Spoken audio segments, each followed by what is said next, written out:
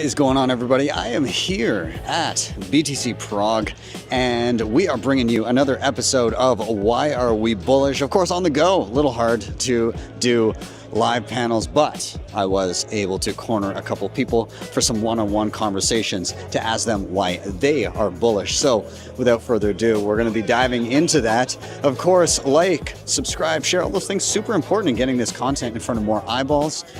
And with that, I am Ben with the BTC Sessions. This is your daily session.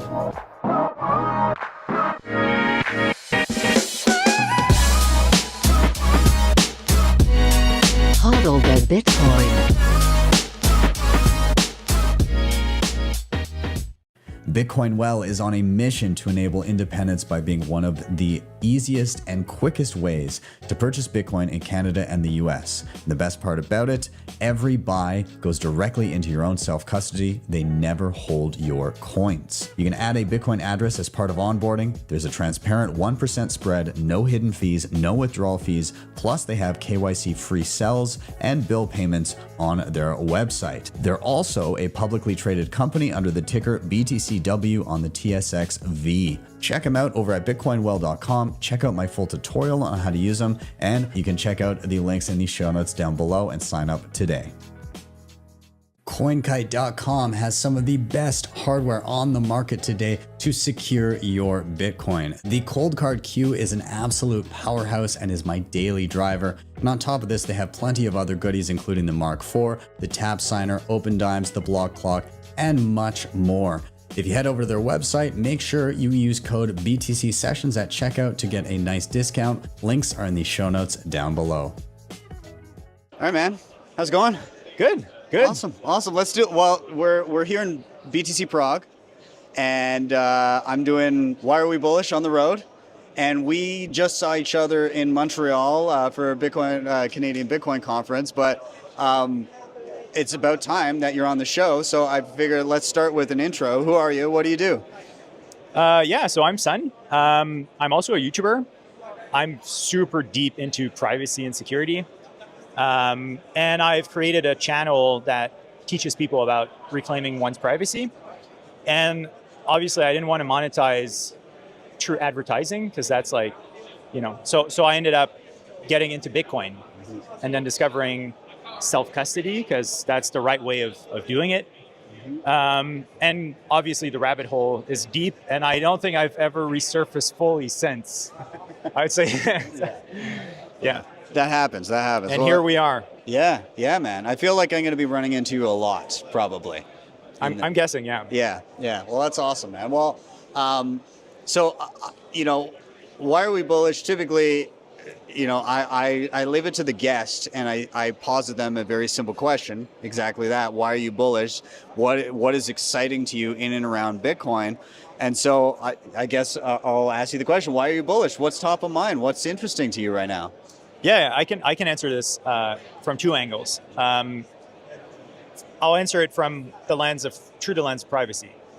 We live in a world that is becoming more and more, and I'm a French speaker, so some words are going to come out weird, but like that's trying to control us more and more. I mean, if we look at what's happening in China, if you behave and you obey the rules of the system, everything's cool, but it's opinionated. What I like about Bitcoin is it's not as opinionated or as close to, as possible to non-opinionated if you're doing self-custody and stuff like this. So it's really an alternative way for human beings to exchange value. And it's something that's governed by a bunch of nerds and a bunch of people from all over the world. So I think it's as close to neutral as it possibly could. Yeah. And that's why I really, dig Bitcoin. But then there's the other answer, I guess, which is I started my Bitcoin journey buying a Trezor. Yeah. It's fun. We're here in Prague, where it all started. Yeah. And I was asked to put those words on a piece of paper. There's a bunch of people that have boots, selling things so you can punch it in a piece of steel. Yeah. But as a privacy and security researcher and a cypherpunk, I was like, wow, like it doesn't feel right for me to write it on a piece of paper. Yeah. So I started going down the rabbit hole of securing this in a better way, Cool. in my opinion, and then fell into succession planning. So how to make sure that people from our generation who are, have kids, how can we make sure that our kids will have access to any type of digital assets, including Bitcoin, 10, 15 years from now? So that I would say like that's where my mind is at. That's right interesting. So this is one of my favorite things about people in Bitcoin that are builders is as soon as an itch isn't being scratched by something currently on the market, they just go out and make it themselves. Yeah. Okay, so describe to me, so what is super backed? What you've built this thing, you've come up with a solution that for you seems like the no-brainer way of how you would like to do it. So what's different, or what is it and how's it different from what exists now? Yeah. So this is going to be the surface level version of it, and we can get into deep end later if you want. Surface level is flash memory sucks in the context of long-term storage of any type of data. I would say within a 10-year lifespan, or of a piece of data being written on flash memory, there's good chances that it won't be there. Problem number one. Problem number two is, I'm not even talking about the fact that writing on a piece of paper in clear text is a bad idea. Like, it was fine for the price point of like 10 years ago. I don't think it's fine anymore. So flash memory is bad for archival purposes. Paper is amazing. But what if we could put data on paper? So what I essentially built initially was a way of having a passphrase and putting one's mnemonic or anything else behind it and storing it in the form of a QR code. Okay. So that piece of paper is encrypted, yet machine readable. So that's what I did. Talked about it on the YouTube channel. A lot of people were excited about it. Ran on a Raspberry Pi. It was really nerdy. But then people started asking like, hey, how can I like use this if I'm less technical? And then the idea then emerged of, well, that would be amazing for succession planning, but what if the paper burns? What if your spouse ends up going out with your best friend, and those were the two guardians that you had, And then I also discovered Shamir secret sharing, which is a fabulous algorithm that is quantum resistant, that allows one to create governance schemes. So what if you had multiple paper backups and you had to combine them and provide a passphrase?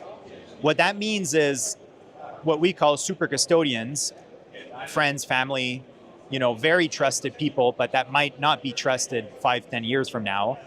They can all custody the same information in the passphrase, but then you have two other what we call blocks, so two other paper backups, one in a safe deposit box perhaps, and one with an attorney or a notary. Being from Quebec, and a lot of Europeans also have notaries. Notaries have attorney-client privilege. They have a responsibility to the state of like securing this and planning people's succession. So it just like all the pieces kind of came together. Yeah. So that's the high level. Then there's all the fun cryptographic ways that we're making this insanely secure operating systems to make sure you're doing it on an air-gapped computer. Yeah. All the good stuff. So, okay, I need clarification around a few things. I need to like figure out how this is working in the back. Okay, so typical Bitcoin wallet, you've got your mnemonic, right? Yep. What is the technical thing that happens to that to get it to the stage of what you're talking about there with the multiple pieces of paper and yeah, it's a good question. I'll preface it by saying that hardware wallets, again in a 5 to 10 year kind of like horizon, will be breached. So it's always good for anyone listening to have a seed extension or a 25th word, or like it's called many things. So what you really want to back up is both the mnemonic, which is what you typically write on a piece of paper, and the seed extension. Yeah. Obviously, you should never do that on a computer that is not air-gapped or specifically designed for this kind of stuff. So we took Ubuntu Linux, created what we call Superbacked OS. It's an amnesic operating system similar to Tails OS, but that has the ease of use of Ubuntu. Yeah. So you boot Superbacked OS, it will never persist any data on flash memory, and it will allow you to enter that mnemonic, validating that you haven't made a typo. It becomes pink. And then you will print the blocks on a printer that is as dumb as you possibly can have. Okay. A laser printer, you know, plain old USB plug, you know, that's amazing. Yeah. So you generate the blocks, and once you've generated the blocks and you power off the computer, the data is just in the blocks. Okay. It never persisted on the computer. And this is, you were saying about Shamir. So this is, for anybody unfamiliar with Shamir, can you explain what Shamir does? Yeah, for sure. With the data. Yeah. So we use 2 layers of encryption for what we call distributed backups. Backups that are 2 of 3, you know, up to 4 of 7. The top layer is the one with the passphrase. Okay. And that is AES 256 with Argon 2 as a key derivation function. Okay. It's very resistant to brute force attacks. Brute forcing a 5-word passphrase is about $10.5 billion. So that we make sure that people with large, like very large holdings can use this. The reason why we have the top layer, and I'll get to Shamir, is we don't want to do the same as what Ledger did with Ledger Recover. Yeah. Where you can subpoena 2 institutional custodians and have access to the holding. Yeah. Like the idea with the passphrase is the top layer will protect you from this. Yeah. You'll have to get to a human that is part of your governance team. But that's not very resilient. Okay. For that, Shamir comes into play. And Trezor has a nice implementation, I think it's slip 39, where it will generate, you know, a backup in clear text, but that allows you to no longer have 1 piece of paper with something, you have like 2 of 3 or whatever. Yeah. So Shamir, which is quantum resistant, allows you to establish a scheme where you need X of Y secrets or shares in order to recover. And that has very interesting properties that are very similar to multisig, with a lot less complexity. So I think a lot of people are abusing multisig for personal self-custody, adding a lot of complexity, and I think we'll see a lot more people losing their Bitcoin because of having over-complexified the system. Yeah, if you know, the old keep it simple, stupid kind of thing, like that. Exactly. Yeah. So I'm just going in my bag because an image is always very insightful. So this is what we call blocks, essentially. And this is a 1 of 1. Yeah. But you can generate a 2 of 3. Okay. People are really good at understanding the idea of this is important, I should not lose it. Yeah. They're very bad at cryptography, finding passwords, all the rest. Yeah. So what we really like in the context of Superbacked is we've made it something physical that will survive the test of time more than any flash memory. And really the crux of it is how do you generate the blocks? And for that, we have the secure operating system. It's not perfect in the sense of user friendliness, but it is insanely robust. And that's what we believe is really mission critical. So it has Shamir. So you get to have 2 of 3 blocks. And it's simple. If you have 2 of 3 blocks in a passphrase, you're in. So then you, to actually get access, what are the practical steps for, like, so physically, what does somebody has 2 of these, but then they're also using Superbacked OS to recover, correct? Yes. Yeah. So it's an app. Yeah. You buy it, you get a lifetime license to it. Yeah. The license code allows you to download the latest version of that point release. So if you're version 1, you'll have access to version 1 forever. Yeah. If we go out of business, we have an open source, yet proprietary, but fully auditable command line utility that is on GitHub and will make its way to the Arctic Vault, of GitHub. So our goal is for people to be able to recover like 100 years, 500 years from now. Yeah. So obviously that's... So people will be able to recover regardless of the existence of the company or not. Exactly. And I, like, hardware wallets are mission critical to daily operations. Yeah. But it's 100% certain that the best of hardware wallets of today in 10 years is garbage. Like statistically, not because people are not doing their work, because the whole industry is growing. Yeah. And that includes hackers. Well, security is a moving target. Exactly. Right? Exactly. So, but there's one thing that we know almost for certain is that AES 256, like cryptographic primitives, will likely outlive the security of any electronic component. Yeah. That's why we like paper and AES 256. So the cool thing with Superbacked is you create it now, and I'll be honest, it's a little painful.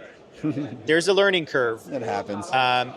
But once it's done, you can sleep at night knowing that this will be secure in 10, 20 years. That's cool.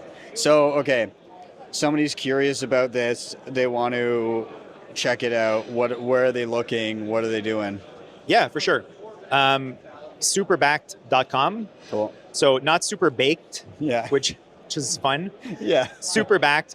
Or I'm Son Knudsen. I have a bunch of content on YouTube. Yeah.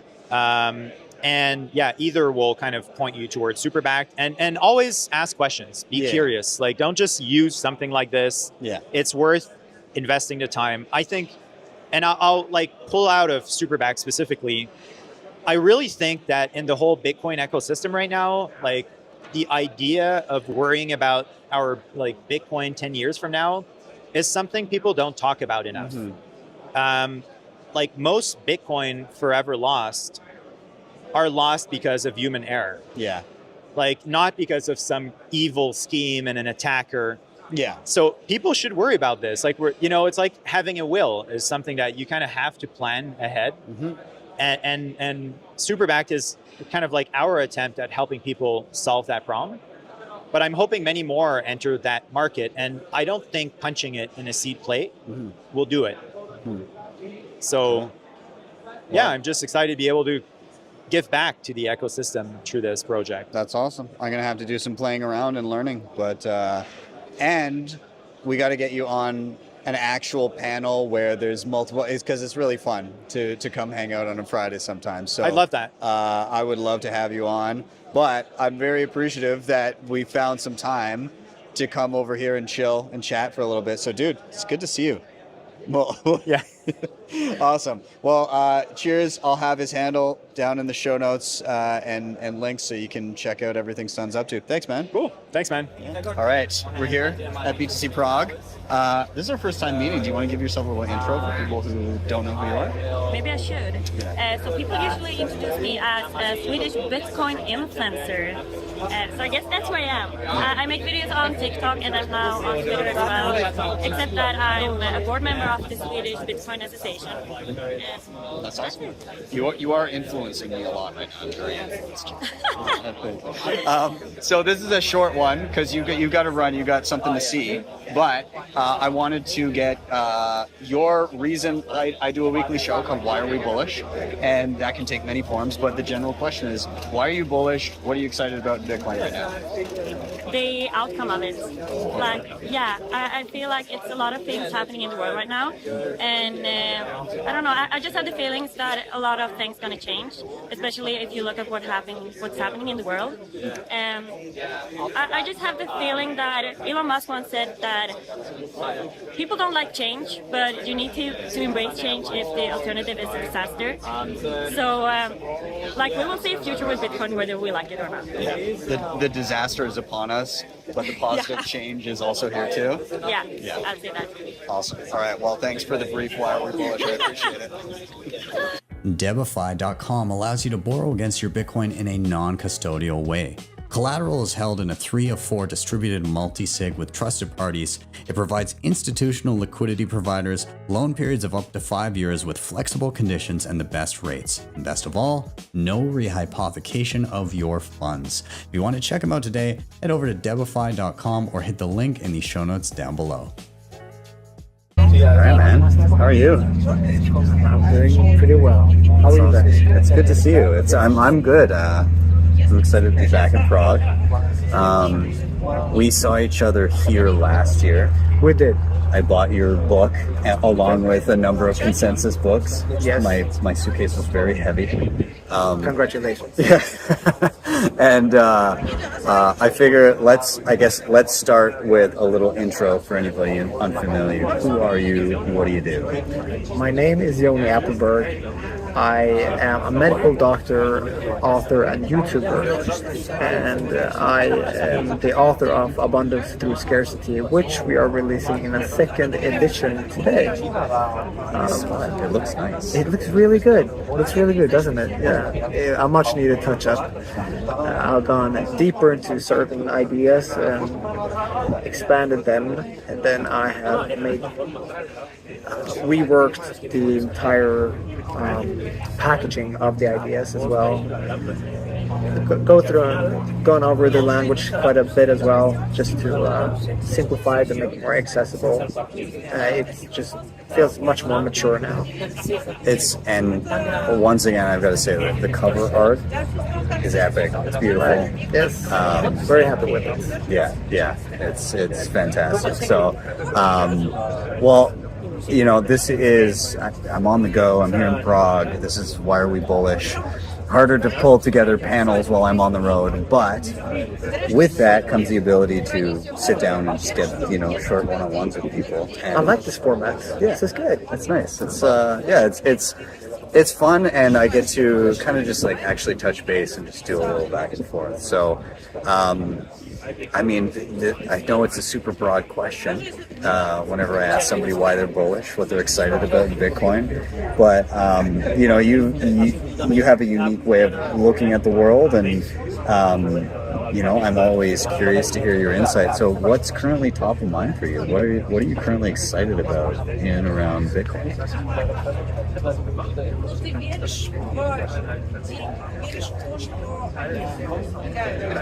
Recently, I've been working on a few new ideas, a few new big Bitcoin ideas, but I'm also just revisiting some old ones. And I find that one of the one thing that really makes me excited about exploring the philosophy behind Bitcoin right now is just that I learned that I will never understand this thing, and that's quite fascinating. Like, we have discovered this digital world, this parallel dimension, and we of course have a natural bias for the physical world because we are three-dimensional beings, but realness is subjective. And if you go into the digital world, money is as real in the digital world as it is in the physical world. Win in chess is as real in the digital world as it is in this world. So realness is just subjective. In this cyberspace, we have created a black hole. We have discovered it. And in the physical universe, we have black holes, and they consume matter, and they grow from matter. In Bitcoin, in cyberspace, we discovered absolute mathematical scarcity, and from that we built the Bitcoin network, which acts like a black hole in cyberspace.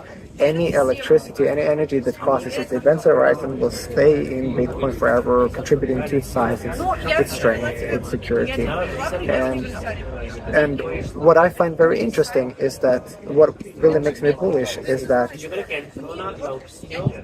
even if we solve the fusion question and we have abundant energy, free energy for all, it is not going to matter because Bitcoin has the difficulty adjustment, which is a singularity in the Bitcoin black hole, because it will continue to pull in energy for all eternity. So it really acts like the singularity, which means that it is one of the most important drivers for civilizational progress, as it will continue to provide a financial incentive for innovation in the energy sector and to be more efficient in using energy, because there's no shortage of energy. There's a shortage of productive demand for energy, and Bitcoin. It's almost. I was just going to say. I love what you're honing in on. In that, up until Bitcoin, the digital realm, to a degree, was, you know, imaginary. It was whatever we made of it, and it now kind of roots the digital realm in physical reality as well. Yes, it does. Yeah. It's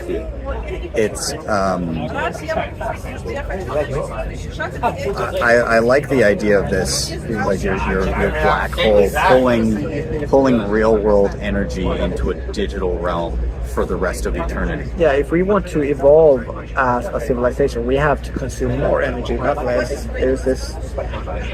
The idea is entirely crazy that we should regress to our agrarian past. If you study that period of humanity for just 5 minutes, you realize that it was a truly horrible existence. But we have now romanticized our agrarian past, and we want to go back to a time when we used less energy, because that would somehow be better. But there's nothing that is better with that. It was a truly horrific existence that our ancestors fought extremely hard for generations to escape. And so that we've done now, and we don't want to go back to that. We want to use more energy, and Bitcoin helps us do that because it continues to provide a financial incentive for innovation in the energy sector, and it introduces new flexibility into the energy sector. It just transforms it quite radically. Do you think that for the average person, clearly there's a lot of misunderstanding about energy in general, but do you think that the average person's aversion to energy is actually just an aversion to inefficiency and inefficiently using energy because fiat has amplified inefficient uses of energy and made them profitable and made things that wouldn't make sense, that we had a tether to reality in our money, that suddenly, I guess, can temporarily make sense in a fiat realm? Like, do you think that there's the misunderstanding of how energy works and how energy efficiency works stems from our money? Well, the mainstream narrative is certainly misinformed. And I think that it may come down to just honest lack of information, lack of education. That's what fiat is. Yes, exactly. I mean, I know fiat gets a bad rep, and for good reason. But we also have to recognize why it exists and what it has done for us. So it was a necessary evil that we absolutely needed the fiat system to globalize the economy. Yes. We had not been able to globalize the economy without the fiat system. So it was they acted as these rocket boosters for civilization and took us to a certain altitude, but now they are dropping off, and now we are in the Bitcoin ship. So we have a new economic operating system ready to go, and we just have to make sure that we don't mess up the ecosystem. I'm not sure I'm answering your questions really. Yeah, no, I think so. Like, I understand that we needed to abstract our money in some way in order to become more efficient transactionally as a society. So I guess what I'm getting at is there seems to be a general misunderstanding and a villainization of energy use, when the actual villainization, the finger should be pointed towards waste. Yes. I think.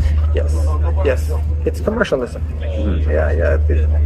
This idea of that we are more and better if we have more. It is a black hole in our spirits.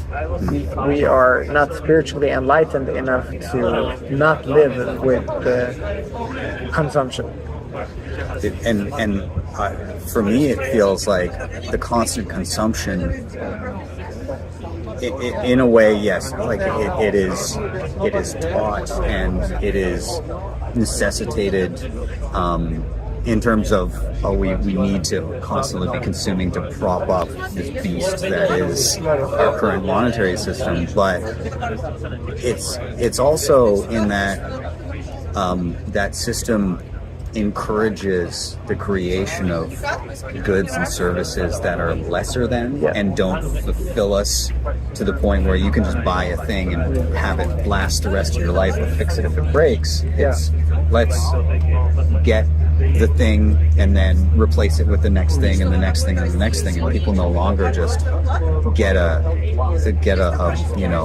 friend who's a carpenter to build a table for them that will sit in their family for generations. They buy the IKEA table that collapses and they get the next one. Yeah, exactly. We are somehow taught that we are lesser than if we don't have the biggest house and the fastest car. And as long as we have that hole inside of ourselves, it's a hole that cannot be filled with status or money or anything. That's just not going to happen. But we keep consuming, which is wasting. We keep wasting as long as we have that hole. And I think that the entire human race needs a spiritual awakening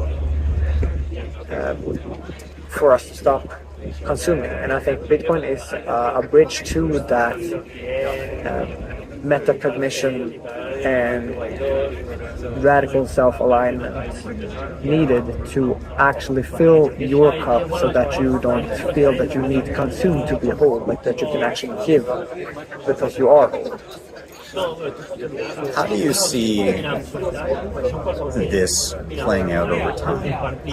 Do you see this as a gradual transition towards what you've just described? Do you see this as a gradually then suddenly kind of situation? Like, is this going to go in leaps and bounds, or is this going to be a slow grind?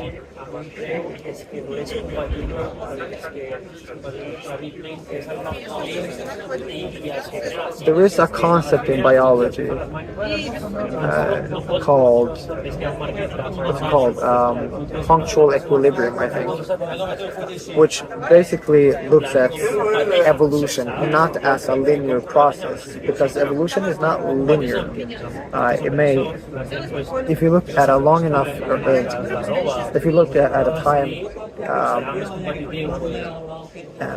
if you look at the evolution of humanity from mammals to where we are now, and the idea that it has been a straight line is just a fallacy. So what has happened instead is that we have had selective pressures that have been varying in intensity. So for a certain period of time, there may have been a certain selective pressure that caused us to adapt very rapidly. So there were a lot of action genetically at one point in time, and then it finds a new homeostasis in our genetics. And then we go on like that for a couple of generations, and then something else happens. So it comes it comes punctuated, but it reaches an equilibrium every time. And I think it's kind of like that with the evolution of the Bitcoin ecosystem and adoption society as well. I think that it's not going to be real. We may experience it as gradually then suddenly, because we're going to see leaps at times where it's going to feel like now it happened. And then we're going to see more leaps, and it's just going to continue forever. It's just going to continue forever. We won't ever know that it's happened. It'll be an eternal existence of the Ron Paul that's happening there. It's both gradual and suddenly, continuously.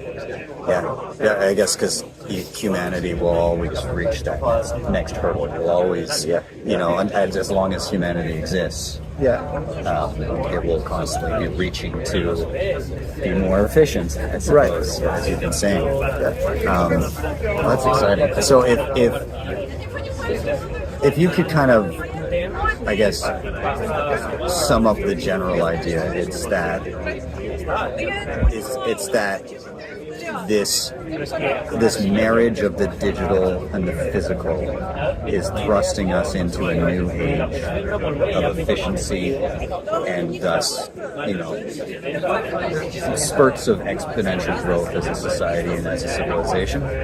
Well, I couldn't have said it better myself. You summed it up very nicely.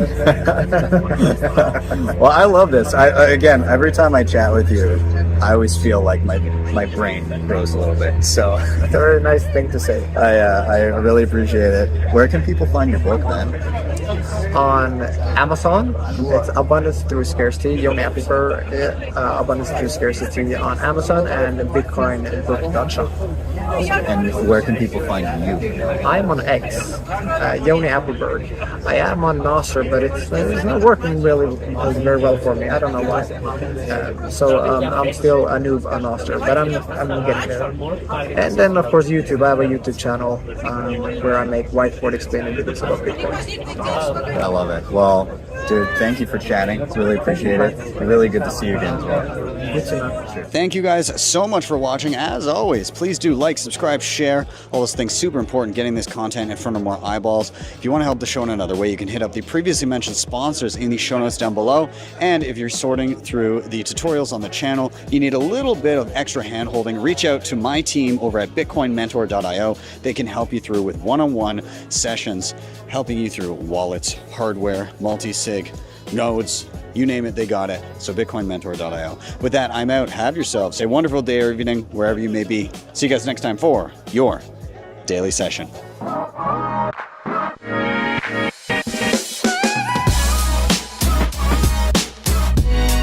HODL the Bitcoin.